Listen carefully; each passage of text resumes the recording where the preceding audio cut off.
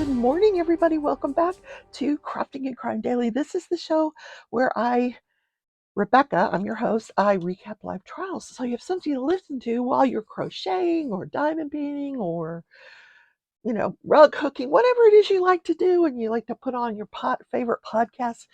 Click on this and you have something to listen to. So I want to cover today, I'm going to give you like a short synopsis of the 3.5 hour hearing that happened yesterday. This was a sentencing hearing for Timothy Ferriter down in South Florida. Don't we just love South Florida?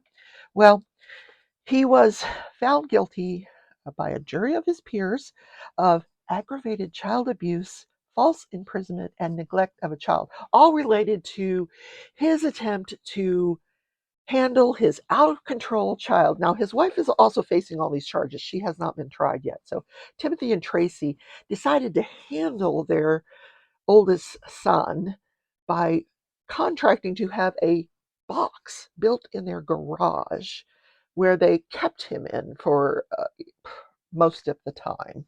When he wasn't in that box, he was outside doing yard work or inside doing housework.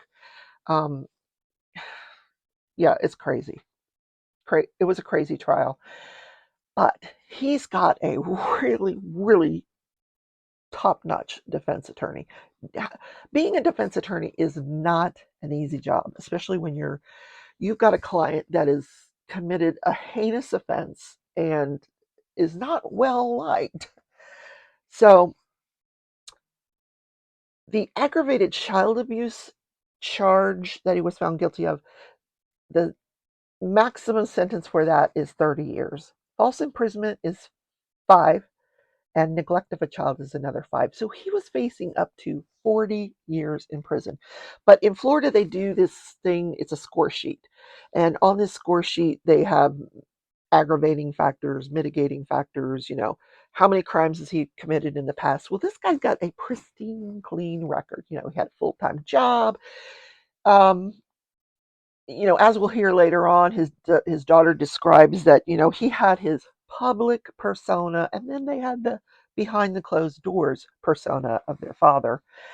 So on this score sheet, he scored 75 months, which is 6 years and 3 months. So that's the recommendation of the score sheet. The defense attorney asked for 1 year of incarceration, followed by 5 years of supervision, which means probation. The state attorney asked for 15 years, followed by supervised visitation. So the defense attorney had filed a motion for downward departure. So in other words, she's saying, Judge, the state is asking you for 15 years. I'm asking you to depart from that. I want you to give him something much, much less. And here's why. Some of the people appeared for this hearing via Zoom. I saw the Zoom screen a couple of times, and I would say there was probably 15 to 20 people on the Zoom. And then she says, and look in the audience. Almost everybody here is here to support my client. And 34 character references were submitted to the judge. So first we had to have this hearing on the downward departure before we could hear the sentencing portion of the case. That's why it was 3.5 hours. Good God. And just as an aside, the courtroom camera feed, the sound was horrible. I mean, good camera feed, but they didn't work on the sound ahead of time, apparently, and the judge came in and you could it was just horrible. It was just, the other microphones that were set up seemed to be okay, but the gain time on the judge's mic is just horrible. And if you want to go back and listen to the 3.5 hours, I certainly invite you to do that. Some of the people you could hear quite well, some of them you could not. And you could see that there was a person in the courtroom that was trying to fix it, but it just kind of never got fixed. So the first person that the defense attorney called as a witness was a parent of a child with reactive attachment disorder, which is what they're claiming is what this victim had. Reactive detachment, I can't say it, reactive attachment disorder. And she actually has written a couple of books on the subject. She knows firsthand what it's all about. She travels around the country and she speaks on the subject. And so she was asked to come into the courtroom and talk about reactive attachment disorder. But the judge was like, no, she is not an expert. She's not a doctor. She's not a psychologist. Now, she can testify about her personal experience with a child with this disorder. So she did. And she talked about how her son had been in 18 different facilities. I don't know if she said son or child. I don't know. But how her child had been in 18 different facilities over 8 years, and only two of them had someone in their program that kind of knew about this disorder and how to handle it. But whatever she tried did not work. And basically, she's there to provide, people can contact her if you think this is something that's going on in your home with an adopted child. You can contact her and she will point you in the right direction for um, resources and other, she said, and a community, so other people that are going through the same thing, which is helpful when you're going through something like that. She said this was a hidden crisis in the adoption community. So the next person on the stand was he appeared by Zoom. So first we had to get him to turn his microphone on. They showed a picture of him and he was clearly listening. You could hear that he was listening to YouTube. Um, so the defense attorney texted him to turn off whatever he was listening to and unmute his microphone. But anyway, bless his little heart. So he was their priest up in Chicago when Timothy and Tracy lived. They spent most of their life in Chicago, and uh, the priest, knew his parents, knew him, said he was a really good student at the Catholic school. He actually officiated the wedding of Timothy and his wife Tracy.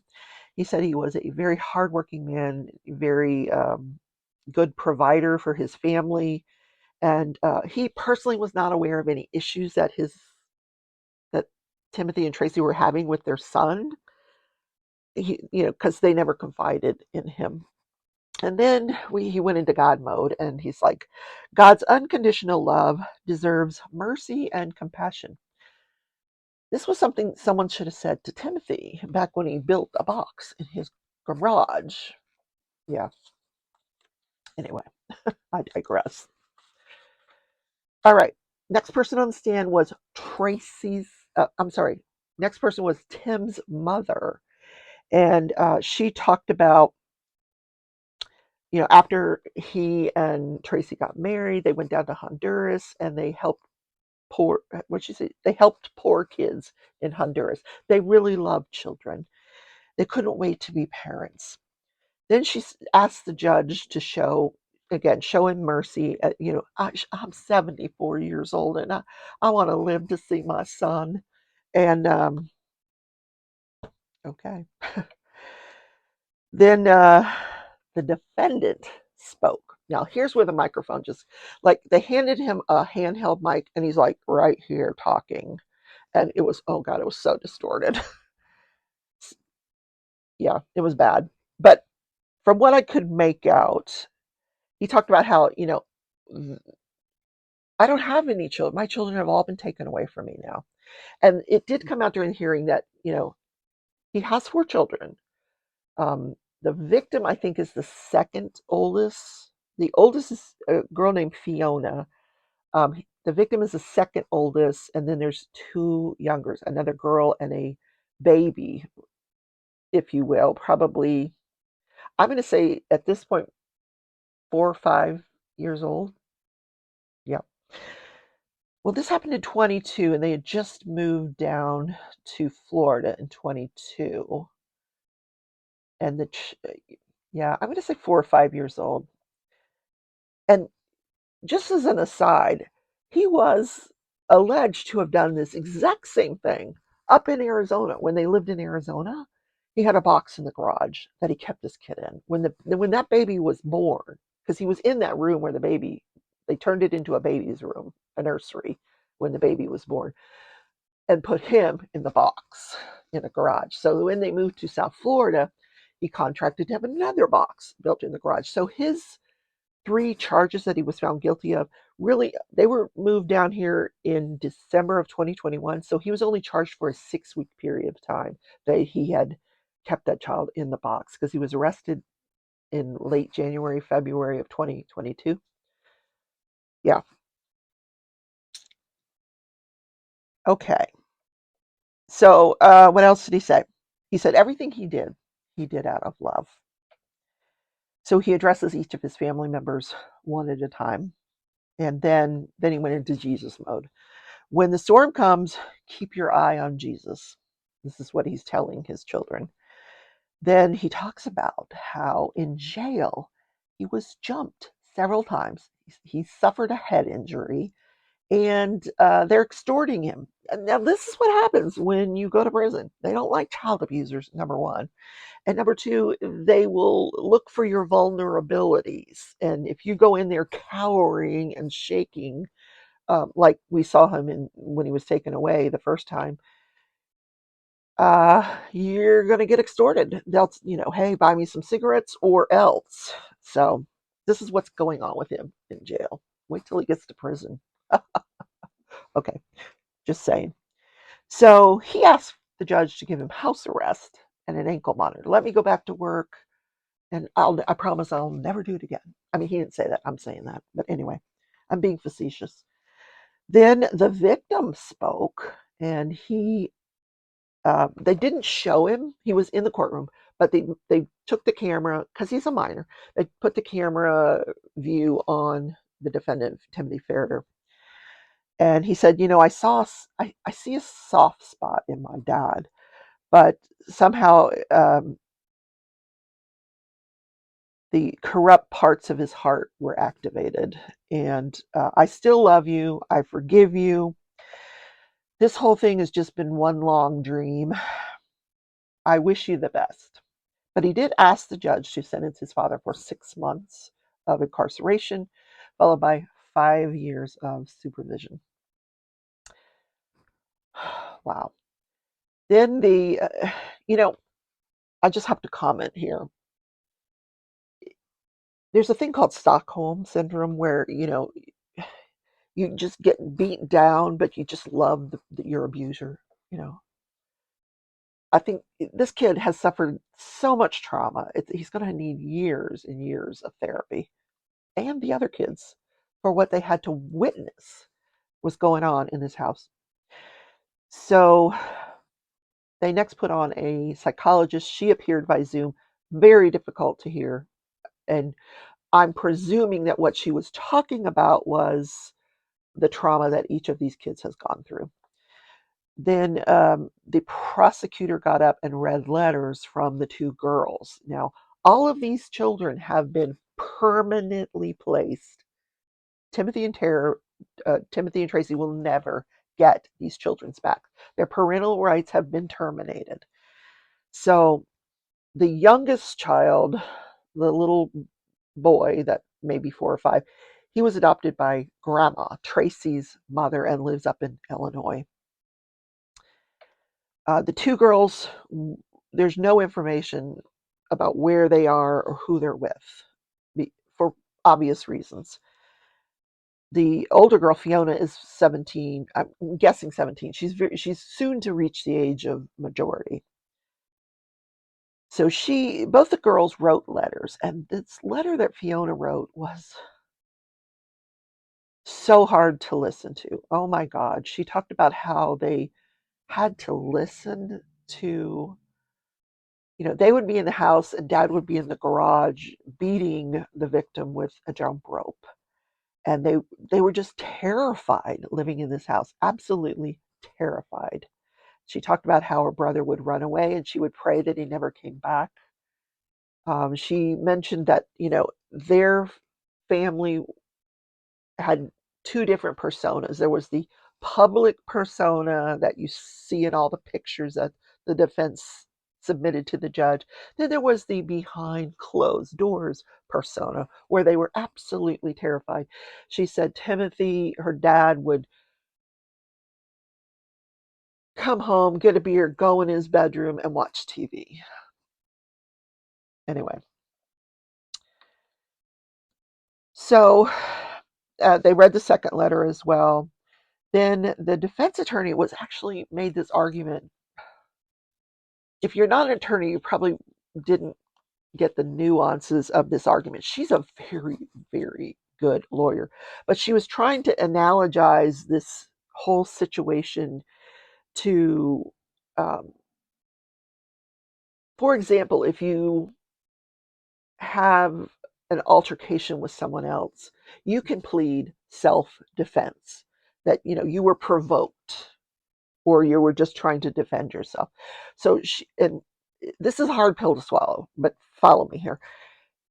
She said it was almost, the situation was almost provoked. He was reacting to what he perceived to be a child that was out of control. Now, whether that's really true or not, we don't know. Did he have reactive attachment disorder? We don't know. But the father perceived that he had this child that was difficult, he was out of control, and this was the way he was handling it. Now, she admitted this was the worst possible way he could have handled it. But she asked the judge, look at his mindset. That they didn't know what else to do. Okay, so the judge commented that, and you'll see, I'm going to show the footage of the actual sentencing portion of this hearing, where the judge does say in there that during the time when Timothy spoke, he didn't hear any remorse for his actions. And he's right, I didn't hear it either. Then the defense attorney concluded her arguments by saying he's being punished 3 times for the same conduct, which is true. It's the same conduct that led to all 3 charges. So here is the sentencing. Please forgive the sound. Try to get through it. It's not long, 10, 15 minutes or so. And versus 3.5 hours, this is pretty good. So listen to the sentencing, and I'll see you on the other side. That were provided to the court in advance to review in preparation for this hearing, and I've taken all of that into consideration as to what will ultimately be my ruling here. I will say up front that the court's job is not to please either side in terms of its ruling on sentencing, and I don't ever consider that. I always approach it from the standpoint of, based on the totality of circumstances in any given case, what is the appropriate sentence to mete out an appropriate justice in the case that I'm dealing with at that specific point in time. So I suspect that whatever I do today will probably make everyone unhappy, because it's going to be a decision that nobody gets what they want, and sometimes that's probably the best approach by the court. Let me talk a little bit about the facts that I am basing my decision on, and what I've observed during the course of this sentencing hearing, and in the context of the evidence that I'm privy to by virtue of having sat on at the trial. I found that, at least based on the evidence, that the defendant clearly, and he was found by the jury to have been guilty of the 3 charges of which they rendered the verdict on. And so that puts me in a position of finding that the defendant engaged in conduct that the jury found to be criminal for an extended period, and that the conduct he engaged in was considered, it was calculating, it was methodical, and it was planned. I mean, you look at the construction of the room and what that took to put into place, and just the structure, not only of the building of the room itself, but of the method of discipline during the time that RF spent in the state of Florida. The one thing that, and the reason I mention that is because there were plenty of opportunities. This wasn't a 1-day deal or a 2-day deal. This was a situation that occurred over a 6-week period in the state of Florida. And so what that tells me is that there were plenty of opportunities that the defendant had to reflect on whether what he was doing was wrong. And over the 6-week period in the state of Florida, it appears that he never took the time to reflect, and he never concluded that what he was doing was wrong. And there is evidence to suggest that he did know what he was doing was wrong, because there was evidence that he instructed RF to dump the urine bucket in the bushes and not let the neighbors see him. There was evidence of Mrs. Ferriter removing the bucket from the room prior to law enforcement going into the room. So there was evidence that the court can at least look to that convinces me that the defendant knew what he was doing was wrong, and never reflected once to take a remedial or corrective course. And I think ultimately that's what influenced the jury's decision in this matter. So there were opportunities along the way for the defendant to do what I would call a sanity check on whether what he was doing was the correct approach, and maybe a need to reverse course. That never happened. I mention this because I spent a lot of, this isn't the first thought or consideration that I'm giving to this. I've spent a lot of time dealing with this case and trying to determine whether the defendant has any redeemable qualities that should influence the court's decision. And on this point, I cannot say that the defendant is devoid of any redeemable qualities. I've obviously reviewed a lot of statements. I've reviewed photos, and it certainly appears that at times his family had very good times and experiences, and that at times he was attempting to be the basically textbook father. But that's what was on the surface, because what's clear is that things appeared to be very, very perfect on the surface, that what was going on below the surface was not so perfect, and that a very deep, dark family secret was being maintained in that household. And that is, the defendant clearly was abusing his oldest son, which the jury has found that he did. And I will tell you that it's not lost on the court that the defendant was struggling himself as to how to deal with the discipline of the child. I don't think that the evidence that was submitted, it all reflected RF as a problem child, to the extent that he was really beyond anything that normal kids do. Sitting up here on criminal court, I see it every day. And things like stealing candy, wrestling with your sister and injuring or something like that, those are not serious instances that would ever justify the level of discipline that was imposed here. And the other thing I would say is, even, and let me just digress for a moment. I've looked at the redemptive qualities that the defendant has, and he doesn't have a prior history. He has no criminal background, and he has experienced a loss himself in terms of the utter collapse of his family and having all of his children taken away. But I also note that he stated that he was born and raised on Quantico, at Quantico Base. So I suspect that tells me, knowing that it's a Marine Corps base, that he probably grew up in a very disciplined environment. And I don't know if anybody's ever seen the movie The Great Santini, but there was a movie where Marine, the Great Santini, he was a tough disciplinarian father as well. And if you ask Pat Conroy today, he probably would find a way to say he loves his father in some ways, but I'm sure at some point in time he hated his father. And the reason I point that out is, again, I'm looking for any redemptive aspect of the defendant's nature and character that would give me some ability to factor that in as a positive point in this case for sentencing.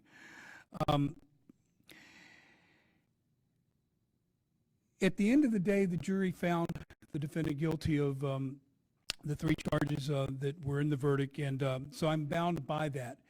So the first question that I will have to look at is whether there's a legal basis for a downward reduction. Before I get into that in more detail, I will say that whatever the sentence is that I impose in this matter, it will be for a defined period, and it will come to an end. And at some point, the defendant will have the opportunity to try to put his life back together. And I get it that his life has been turned upside down, and from his vantage point, probably destroyed at this point.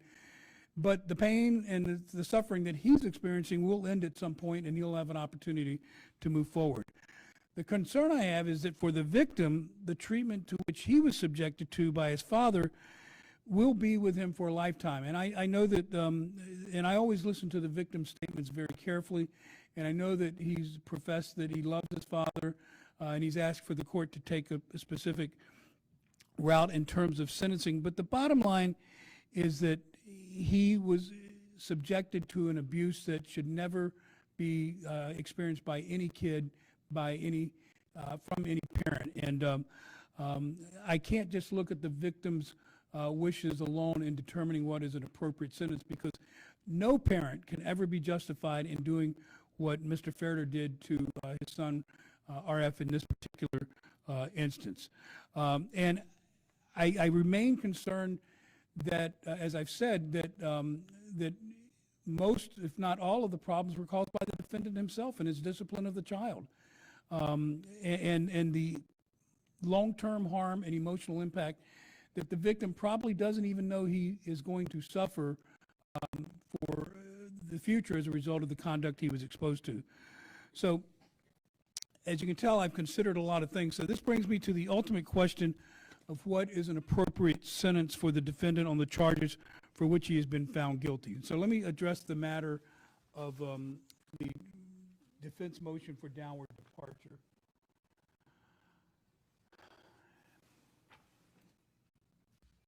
All right, so as I've said, the first 2 points that were raised by the defendant for downward departure, I don't believe that they met their burden of establishing a sufficient factual basis based on competent, substantial evidence for the utilization of Section 921.00262F, which grants the court the ability to downward depart where the victim was an initiator, willing participant, aggressor, or provoker of the incident.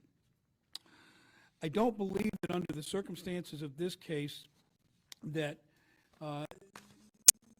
there is any basis for the court to use this as a legal prong justifying a downward departure. And I think if there was, then it would potentially throw child abuse cases, flip them on their head in terms of what parents can do and ultimately what the court can do in terms of sentencing.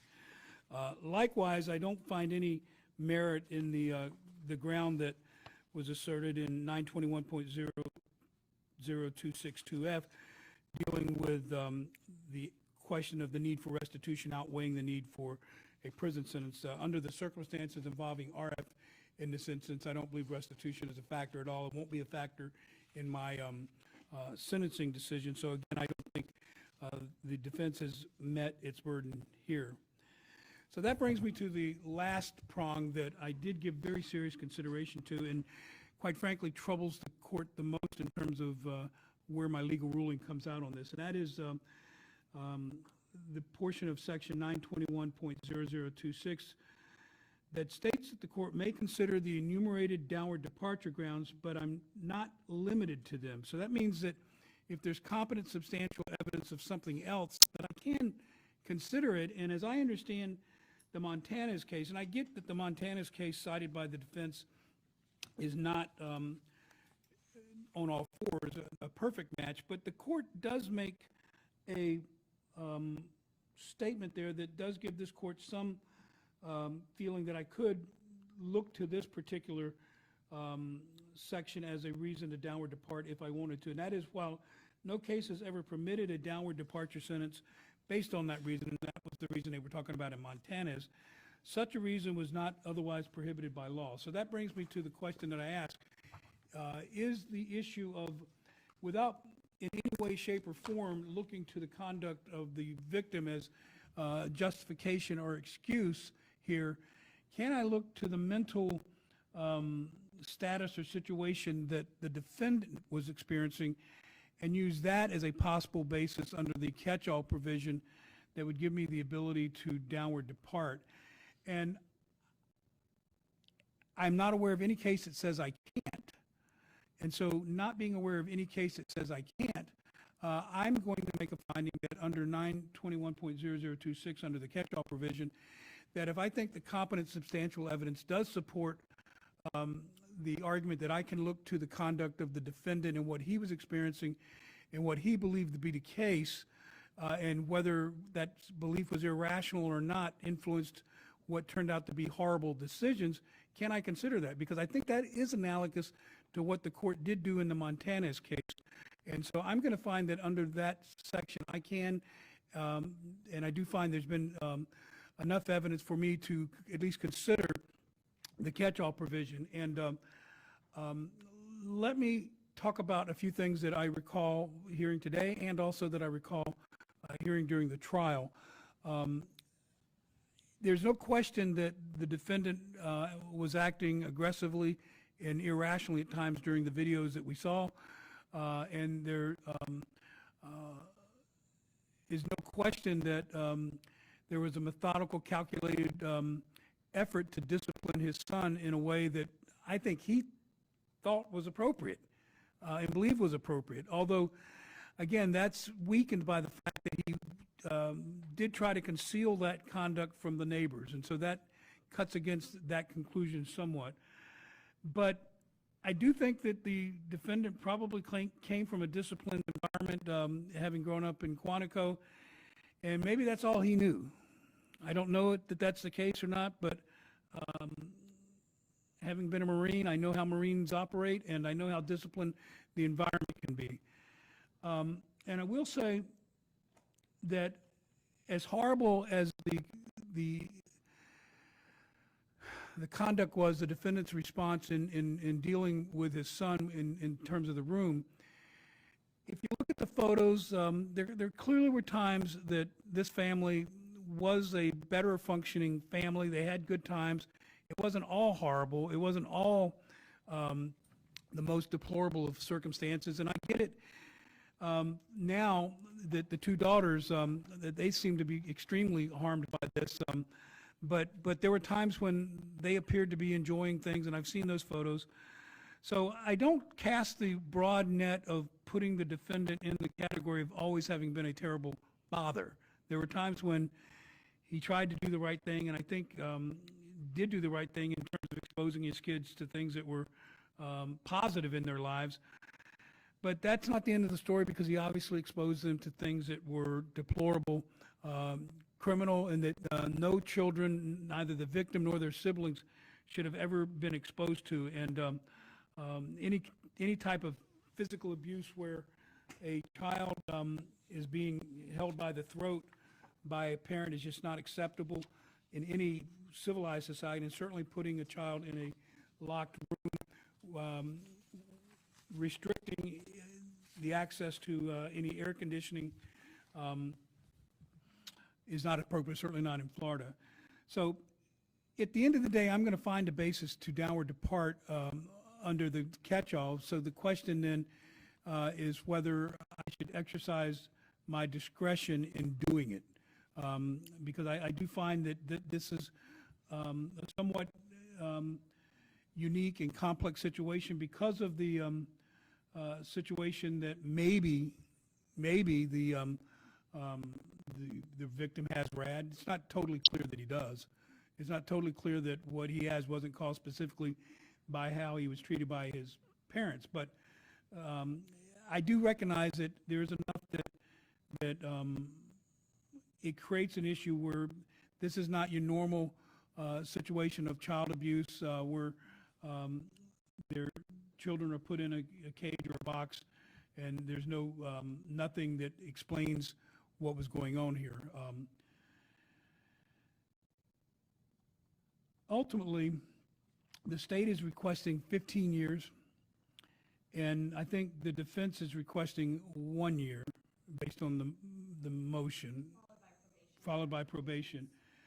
And I do note that I can go all the way up to 40 years. So at the end of the day, as I said before, I am totally convinced that what I do will not please anyone here, but ultimately the buck stops with me, and the responsibility ends with me and falls on my shoulders to issue a sentence that I think is appropriate to the circumstances. And I will say that um, it is not lost on the court that not only is the defendant here going to be the one to suffer the weight of the sentence that I impose, but the entire family has already suffered the trauma and the ramifications and consequences of the defendant's conduct. And on that issue, I do think that the defendant exercised and expressed his remorse at that.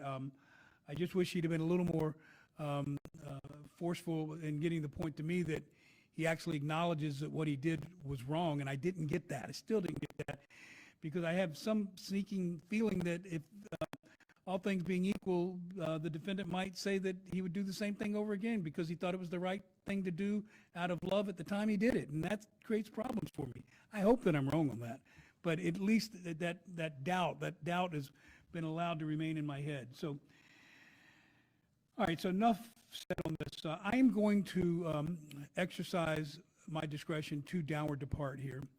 I'm going to, but I will tell you that the downward departure is not even remotely close to what the victim has requested, nor the defense counsel requested. And at the end of the day, the sentence that I'm going to impose is going to be longer than what the guidelines provide. I'm going to downward depart from 75 months to 60 months, and followed by 5 years of probation, 2 years of the first 2 years of probation of which will be in CC2. During the term of probation, the defendant is not to have any contact initiated with any of the 3 older children. Those children will be free once they reach age of majority to have contact with the defendant if they so choose. In any event, even if the children so choose to have contact with the defendant, they will not be able to do so until the defendant has first completed the following conditions of probation. I'm going to require that the defendant undergo a 40-hour anger management class, which can be taken while he is in custody, that he undergo a 40-hour parenting course, and that he also undergo a mental health evaluation. With respect to the youngest child, given the nature of the appointment or the adoption there, I'm going to require any contact or visitation be supervised, but ultimately subject to any restrictions the dependency court imposes, because obviously the dependency court, if they're still involved, then maybe they're not involved anymore. They don't have any jurisdiction anymore. So I'm going to leave it that there be no contact unless it's supervised with respect to the younger child. And the reason the court is allowing that is the circumstances that presently exist. The youngest child has been adopted by the wife's mother, and it's just not realistic in the court's view that where the adoption was permitted of the wife's mother, that any rational people looking at this situation would conclude that the parents are not going to have any contact with that child, or they should not have allowed adoption to be by the wife's mother to begin with. So. There's some confidential provisions that we're not privy to, but that's generally the expectation is that there'll be substantially like that there won't be. I am privy to them because I was present, and I don't believe that's true, but I think that if the court could say that whatever is in, I just don't know if the easiest thing. Well, why don't you approach on that one point, because I don't want to inadvertently disclose something that's privileged.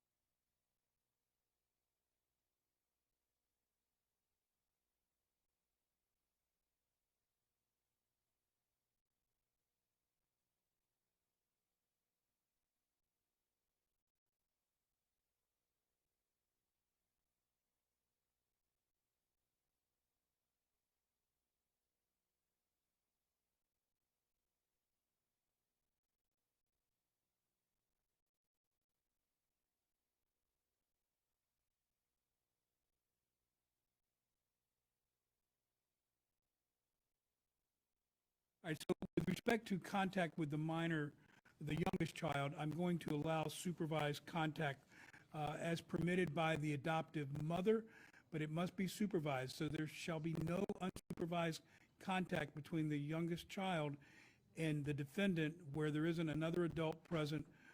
And I'm also going to, it's just as a condition of that, require that the defendant not be in any way, shape, or form engaged in the discipline of the youngest child. That is something now that rests solely with the adoptive mother, and the defendant has no say in that. I want to make sure that that's clear. Let me comment just very briefly, and then I'll be concluding this hearing. Ultimately, when I started this process, I was looking at a sentence that was in excess of what I've ultimately rendered today. So the court was moved to some extent by the tremendous showing of support that the defendant had and the number of character references, who I'm sure all saw the side of the defendant that is the side that we've heard, the two sides of two sides of the same coin. But there was enough support for Mr. Ferriter to, at least for me to have some comfort in concluding that at his core, although he did a very, very, very bad thing here, was not an innately evil person. And so that's why I've ultimately elected to have the sentence be what I've indicated. And as harsh as that may seem to some of the members of the family and friends of Mr. Ferriter, I will tell you, take some solace in that it's a lot less than what I originally started out when I looked at this for purposes of consideration of the sentence. The other thing I will tell you is, although in every case is unique and dependent on the facts and circumstances, it's not unusual for a victim to come into the court and express their love for a parent who's abused them or to ask for a lighter sentence. We see that all the time, and some would say that that is a reflection of a psychological harm or phenomenon of how abused kids react to things. But that doesn't mean I ignore it, and I certainly, it was too heavy a lift to go with what the victim was requesting here, because there has to be some punitive aspect that doesn't, from a societal standpoint, encourage parents to do what was done here and think that they're going to be dealt with lightly. I don't think that the court has dealt with Mr. Ferriter at all lightly. I think I've dealt with the court or dealt with Mr. Ferriter appropriately.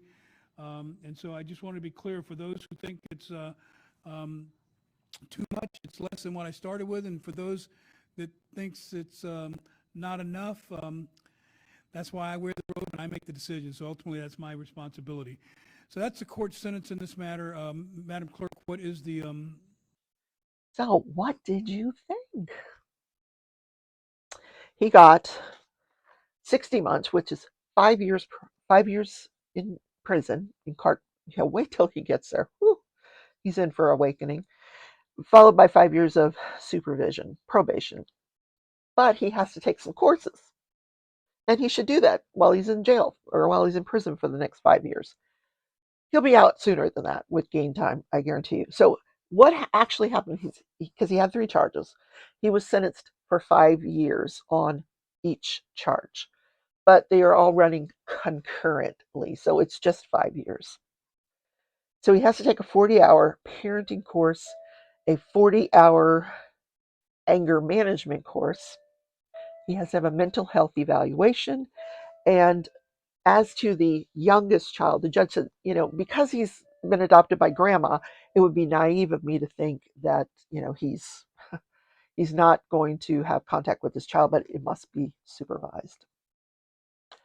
And with respect to the other children, he said he will allow supervised visitation, but it has to be something that they initiate. And it doesn't sound like the 2 girls want anything to do with dad at this point anyway.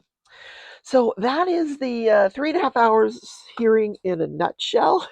Don't forget to leave a thumbs up on the video so that YouTube recognizes that I'm out there. And if you're so inclined, There's also a thanks button that you can make a one-time donation to the channel to support the content and me, because this is what I do full time.